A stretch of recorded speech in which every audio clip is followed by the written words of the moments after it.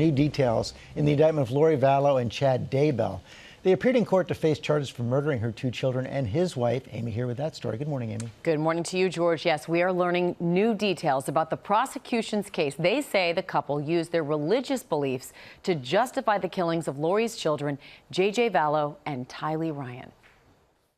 This morning, the so-called Doomsday Couple, Lori Vallow and Chad Daybell, appearing separately in courtroom Zooms. Miss Daybell is present here. Mr. Daybell, can you hear me okay? Yes. Can you hear I need me? you to speak a little bit louder, Mr. Daybell. Yes, I can hear you. The couple charged with first-degree murder for her 2 children, J.J. and Tylee. Daybell also charged with the murder of his wife. It's punishable by death or life imprisonment. If the death penalty is not sought, the court shall impose a life sentence, including mandatory minimum period of incarceration of 10 years. The pair facing 9 new charges in all, including grand theft and insurance fraud. The maximum penalties of all of those counts carry up to, they could all run consecutively, one after the other, or they could run concurrently. Do you understand that? Yes, I do. The couple has maintained their innocence. When Vallow was arrested in February of 2020, Daybell insisted the kids are safe. Is there anything that you would like to say to people at all who are, number one, concerned about the kids or concerned about you and your wife? Anything at all you want to say to them? Just grateful for any support. We just have to wait for the legal process to work through. Their bodies later found buried on Chad Daybell's Idaho property. Now we are learning new details about how prosecutors say the couple conspired to have 3 people killed. According to the indictment, they justified the killings with their spiritual beliefs. Friends previously telling investigators Chad and Lori believed they were part of the Church of the Firstborn, and their mission was to rid the world of zombies. At least one friend telling investigators Lori believed her children had turned into zombies, that JJ was considered a dark spirit, and that a person's true spirit was stuck until the host body is physically killed.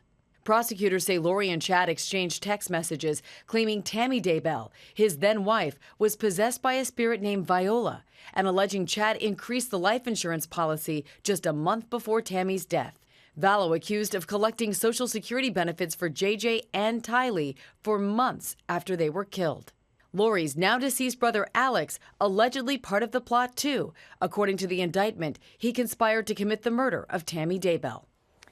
Now, Chad Daybell will be arraigned on June 9th. No date was given for Lori's next appearance, but both could face the death penalty if convicted of first-degree murder. George? Okay, Amy, thanks for bringing our chief legal analyst, Dan Abrams. Great to have you back in studio right here. The kids disappeared in 2019. Why did it take so long? I think there were a couple of reasons.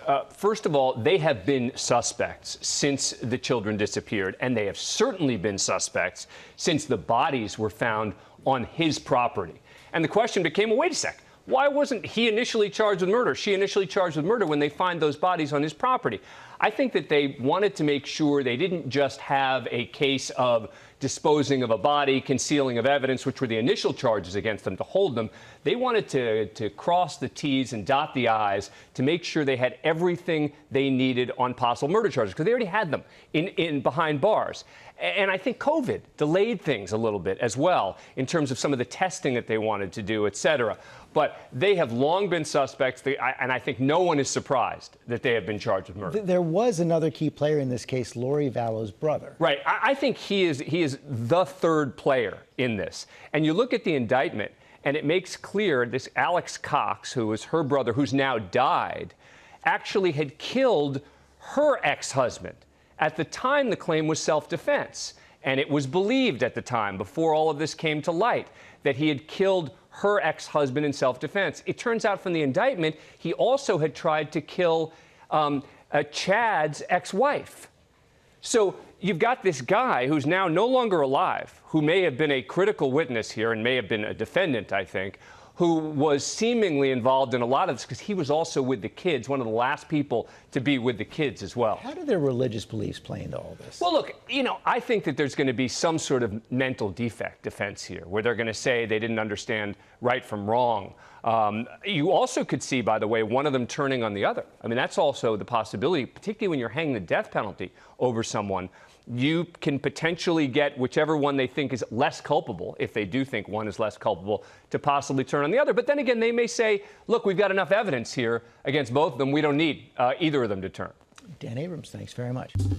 Well, hey there, GMA fans. Robin Roberts here. Thanks for checking out our YouTube channel. Lots of great stuff here. So go on, click the subscribe button right over here to get more of awesome videos and content from GMA every day, anytime. We thank you for watching, and we'll see you in the morning on GMA.